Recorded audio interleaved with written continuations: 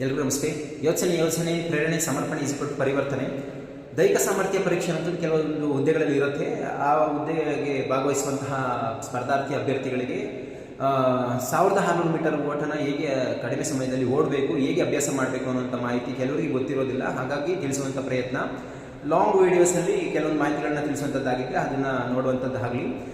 ಮೈದಾನಕ್ಕೆ ಹೋದಾಗ ನಾವು ಯಾವ ರೀತಿಯಾಗಿ ಅಭ್ಯಾಸ ಮಾಡಬೇಕು, ಮೊದಲು ಮೈದಾನಕ್ಕೆ ಹೋದಾಗ ಮೊದಲು ಸ್ಟ್ರೆಚಿಂಗ್ಸ್ ಮಾಡ್ಕೋಬೇಕು. ತದನಂತರ ಜಾಗಿಂಗ್, ವಾರ್ಮಪ್ ಜಾಗು, ಅದಾದ ನಂತರ ರೊಟೇಷನ್ ಎಕ್ಸಸೈಸ್, ಅದಾದ ನಂತರ ವಾರ್ಮಪಿಂಗ್ ಸ್ಟ್ರೈಡ್ಸ್ ಅಂತೇಳಿ ಮಾಡುವಂಥದ್ದು, ಅದಾದ ನಂತರ ಅವತ್ತಿನ ವರ್ಕೌಟ್ ಏನಿರುತ್ತೆ ಅದನ್ನು ಮಾಡುವಂಥದ್ದು, ತದನಂತರ ರಿಲ್ಯಾಕ್ಸೇಷನ್ ಎಕ್ಸಸೈಸ್ಗಳನ್ನ ಮಾಡಿ ಒಂದು 5 ನಿಮಿಷಗಳ ಕಾಲ ಧ್ಯಾನವನ್ನು ಮಾಡೋದ್ರ ಮೂಲಕ ಅವತ್ತಿನ ಅಭ್ಯಾಸನ ಸದೃಢತೆಯನ್ನು ಕಾಪಾಡಿಕೊಳ್ಳುವಂಥದ್ದು ಆಗಬೇಕು.